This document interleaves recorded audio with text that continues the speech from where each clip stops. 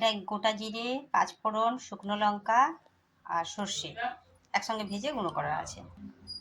শুকনো কলায় ভেজে নিয়েছি হালকা, কড়া কোনো মানে খুব বেশি ভাজিনি, তাতে সেন্টটা থাকবে না, দিয়ে গ্রাইন্ডারে গুঁড়ো করে নিচ্ছি। তো সকাল সকাল ভাবছি গুঁড়োটা দেখাচ্ছে কেন, কারণ আছে, দেখো, দেখতে থাকো। পুরো ভিডিওটা দেখার জন্য অনেক ধন্যবাদ। তোমরা যে ভিডিওগুলো আমার দেখো তার জন্য অনেক ধন্যবাদ। তো চলো, এরকম টোপা কুল কে কে খেতে পছন্দ করো। এই কুলটার আচার বানাবো। এটাকে নুন মাখিয়ে, জাস্ট ধুয়ে নুন মাখিয়ে রোদে দিয়েছিলাম। কুলটা ছিল এক থালা, মানে খেয়ে খেয়ে শেষ করে এটা হাফে কমেছে। তো আমি এই জন্য ভাবলাম আজকে আচার করতে হবে, নাহলে এটা থাকবে না, মানে যতটুকু আছে ততটুকু আর থাকবে না। তো ওই কারণে আমি এটাকে আচার বানাবো। তবে এই টপা কুলের আচার না, কুলের আচারটা সাধারণত গুড় দিয়ে খেতে ভালো লাগে। তো আমার তো ভালো লাগে, তোমরা কী দিয়ে বানাও জানি না। গুড় দিয়ে আচারটা বানাবো। কুলের আচার বানাতে টাইম লাগে না, আর এমন কোনো বেশি কিছু লাগে না, জাস্ট গুড়টাকে ফোটাবো, পাক করবো, আর কুলগুলা দেবো, গুঁড়ো মশলা দেবো। তো চলো আচারটা পুরো বানাতে থাকি, থাকো, তোমরা সবাই সঙ্গে থাকো। গুড়টা আমি বসিয়ে দিয়েছি। তো এগুলো মটর ভিজিয়েছি, রাত্রে তরকারি হবে। মটরটা এখন ভেজানো হলো, দেরি হয়ে গেছে ভেজাতে। হলেও গরমকাল ভিজে যাবে, কোনো অসুবিধা হবে না। শীতকালে হলে না ভিজতে দেরি হয়। তো চলো, এই দেখো গুড়ের পাক করছি। এটাকে ভালো করে সুন্দর করে পাক করবো, দিয়ে গুড়টাকে দিয়ে দেবো। এমন কিছু না, আমি এইভাবে বানাই। তো তোমরা কীভাবে গুড়ের আচারটা বানাও, মানে কুলের আচারটা বানাও, একটু জানিও। তো কুলের আচারটা বানানো কমপ্লিট হয়ে গেছে। আমি এসছি ওপরে, কুলের আচারটা বানিয়েছি কিন্তু তোমাদেরকে দেখানো হয়নি। দেখাবো, নিচে যাই তখন দেখাবো। তো আর একটা জিনিস তোমাদের সঙ্গে শেয়ার করবো, এই জন্য উপরে আসলাম।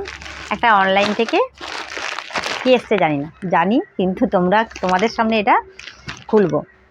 তো এই কারণে আমি আগে থেকে খুলিনি, এটা এসছে। তো দেখতে থাকো, আগে খুলি তারপরে দেখবো। এখন থেকে বলবো কী করে, বলো। আমি তো জানি কি এসছে, কিন্তু খুলে দেখিনি কেমন জিনিসটা। খুলছি, দেখো, দাঁড়াও, খুলছি, এটা দেখতে থাকো। এটা একটা শাড়ি। এটা আমার না, অবশ্য শাড়িটা আমার মেয়ে অনলাইনে অর্ডার করেছে, ওটা ওরই শাড়ি। ওটাও কলেজের প্রোগ্রামে পড়বে, তো এই কারণে শাড়িটা নিয়েছে। আগে একটা শাড়ি নিয়েছিল, ওটা ভালো লাগেনি, ওই জন্য আমি ওটাকে অর্ডার ক্যান্সেল করে, মানে ওটাকে রিটার্ন করে আরেকটা শাড়ি নিয়েছে। শাড়িটা খুলি, দাঁড়াও, দেখো, এই দেখো খুলেছে শাড়িটা। দেখো, তোমাদেরকে সুন্দর করে দেখাচ্ছি। এটা পরলে তো আরও সুন্দর লাগবে। তো শাড়িটা না সুন্দর লাগছে, সত্যি সুন্দর। এই শাড়িটার পাড়টা দেখো, মানে যে কোনো ওকেশনে পরার পক্ষে, পার্টি কিংবা ওকেশন যে কোনো পরার পক্ষে সুন্দর। শাড়ির গাটাও সুন্দর কিন্তু। তো এটা এসছে, কোথা থেকে নিয়েছে, ফ্লিপকার্ট থেকে অর্ডারটা বেশি আনে জিনিসগুলো। ফ্লিপকার্ট বা আমাজন কোথা থেকে এনেছে, যাই হোক, এই যে দেখে নাও।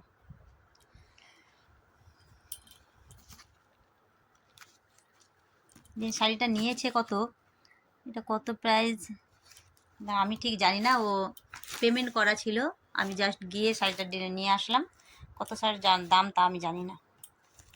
হ্যাঁ, তাও তো 1500-1600 টাকা নেবে হয়তো। কিন্তু যাই রেট নিক, শাড়িটা কিন্তু সুন্দর, মানে দেখতে সুন্দর, কোয়ালিটিটাও সুন্দর। তো তোমরা যদি কিনতে চাও অর্ডার মারতে পারো। জিনিসটা কিন্তু ভালো, গাটাও ভালো, বেশ সুন্দর। আর তোমরা একটু জানিও কমেন্টে কেমন হয়েছে শাড়িটা। বেশ সুন্দর হয়েছে, সত্যি সুন্দর। এটা ব্লাউজ পিস আছে, ব্লাউজ পিসটা কাটাবো। তো চলো কুলের আচারটা দেখিয়ে নিই, দিয়ে ভিডিওটাকে এখানে শেষ করবো। তো দেখো, আচারটা আমার কমপ্লিট হয়ে গেছে। বলেছিলাম তোমাদেরকে দেখাবো, এই যে দেখাচ্ছি।